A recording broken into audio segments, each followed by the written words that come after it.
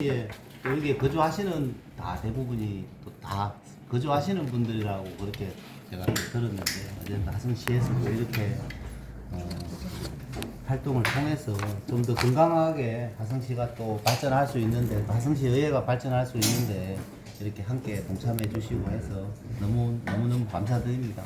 앞으로도 또 뭐 언제든지 해주실 말씀 있으면 해주시고요. 겸허히 뭐 받아들일 건 받아들여야 되고 또 서로 토론을 통해서 이야기를 통해서 또 아닌 건 아니다라고 또 이야기를 할 수 있는 그런 기회를 항상 좀 주시면 감사하겠습니다. 뭐 다른 뭐 제가 드린 말씀은 없고요.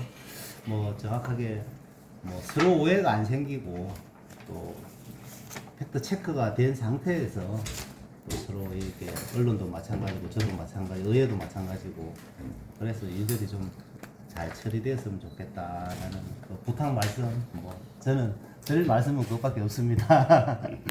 이제 집행부와의 관계 그다음에 뭐 집행부에 대한 견제가 좀 부족했다라고 하면 사실 그걸 이제 눈으로 드러낼 수 있는 거는 그게 이제 외부로 보일 수 있는 거는 이제 시정 질문이나 뭐 5분 발언 사실 밖으로 나타나는 거는 사실 그것밖에 없지 않습니까? 저희 의원님들이 뭐 상임위에서 뭐 질문을 하고 그다음에 또 대안을 제시를 하고 이런 사안들은 사실 잘 안 나가더라고요.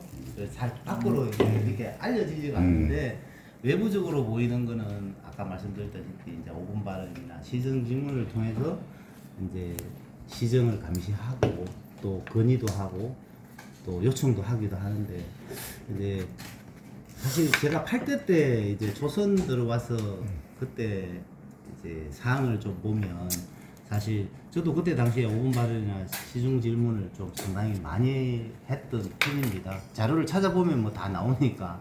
그래서 이제 저도 뭐 이걸 강제로는 사실은 할 수 없지 않습니까? 의원님들한테 이거 좀 하세요, 저거 좀 하세요라고는 할 수는 없지만 그래도 의원님들이 할 수 있도록 이제 저는 뒤에서 서포트 해주는 역할이 사실 제 역할이라고 생각을 합니다. 제가 아까 뭐 어느 의원님한테 좀 하세요라고는 못합니다. 이제 그러게 하기 위해서 우리 정책 지원관 분들이나 또 우리 전문위원님들하고 같이 항상 소통을 통해서 부족한 부분이나 모자라는 부분 또 본인이 생각하고 있는 부분들을 좀 잘 끌어내서 그걸 공론화시키는 게 일이지 않나 그렇게 생각을 했습니다. 그 분위기 살려서 제가 한 말씀 더 드려보면 지금 그 임시회라든지 뭐 정례라든지 여기는 이제 다 노출이 되는데 각 상임위원회 회의에 언론인이 들어가기가 굉장히 어려웠었거든요. 그리고 먼저번에도 한번 크게 한번 마찰이 있었던 걸로 알아요.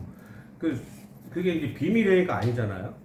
상임위 각 상임위도 어차피 공개가 되는 네. 생방송이 사실. 근데 이제 언론이 들어가냐 마냐 이것 때문에 저도 이제 언론 생활 한 20년 이상 해봤지만 그런 문제들이 굉장히 좀그 언론과의 그 의회하고 이제 마찰이 좀 있었다는 거죠. 그리고 저도 전반기 아주 초선 때 이제 그 우리 기자분들이 들어오는 거에 대해서 사실 찬반이 좀 의원들 간에 찬반이 좀 있었습니다. 사실은. 원래 그게 되는 게 맞거든.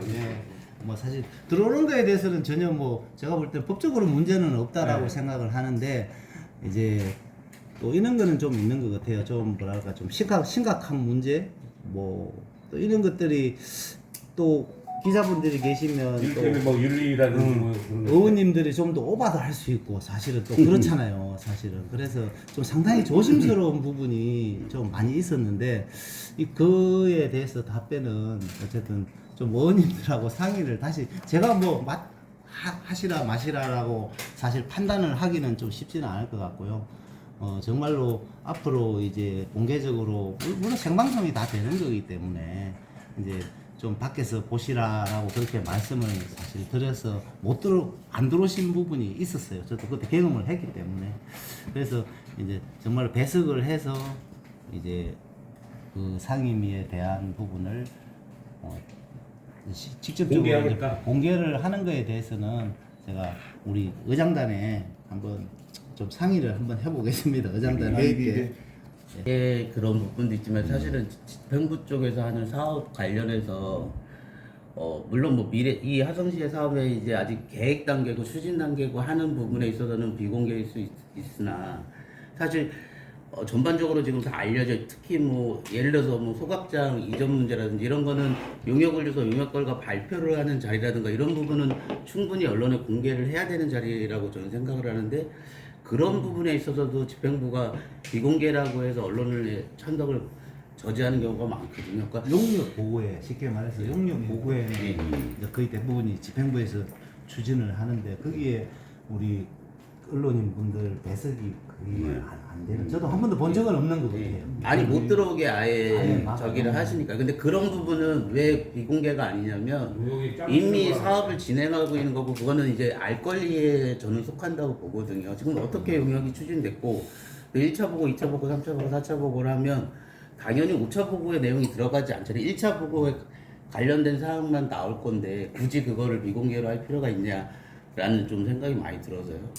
그래서 그 의장님 그 후반기 의장에 취임하신 거에 우선 축하 아유, 다시 한번 감사합니다. 드리고 그 화성 시민 이제 올해가 이제 해서 내년에 이제 우리가 화성 특례시로 되지 않습니까? 100만이 넘어가지고 네 정말 후반기 의장으로서 화성 시민들한테 기억에 남을 만한 거 사업을 하고 싶다면 무엇인지 그거 좀 한번.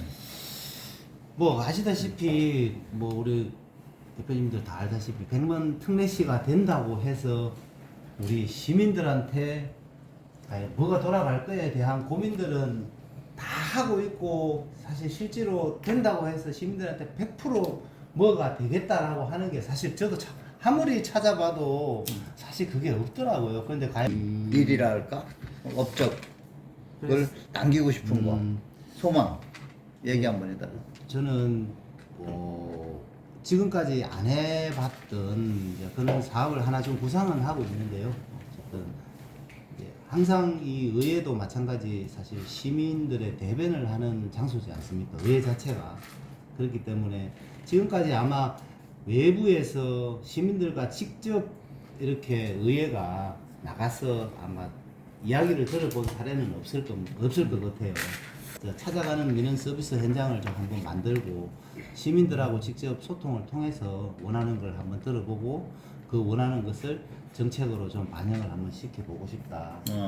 뭐 돈 드는 건 아닙니다. 그러니까 이제 쉽게 해서 의장님의 의도는 이동식 그 주민 서비스를 네, 네. 시민의 서비스를 해서 이동을 해가지고 의회가 직접 나가서 네, 해결할 네. 수 있는 방안을 찾아보겠다. 민원도 받고. 네, 민원도 받고 시민의 목소리를 직접 현장에서 한번 용역된 들어보고 싶다. 문제하고 비슷한 맥락인 것 같은데. 아니 이거 아니야 찾아가는 거. 네, 그러니까 찾아가는 찾아가는 의회 의회. 서비스 민원 현장 뭐 이런 거. 그거를 기억에 남기고 싶다. 예, 네. 업적으로 네, 꼭 그거는 한번 해보고 싶고 꼭 할 겁니다. 꼭 이루십시오. 예, 감사합니다.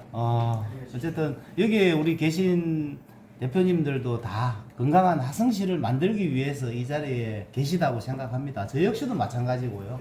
그래서 앞으로 이제 100만 특례시가 되고 화성시가 더 발전하는 데 있어서 좀 더 건강하고 새롭게 우리 또 여기 계신 대표님들도 같이 제안도 해주시고 같이 의논도 하고 같이 해서 살기 좋은 화성시를 만드는데 같이 협력해 주셨으면 좋겠다는 말씀 드리고 오늘 이렇게 찾아주셔서 다시 한 번 더 진심으로 감사드립니다. 네, 고맙습니다. 이렇게 시간 내주셔서.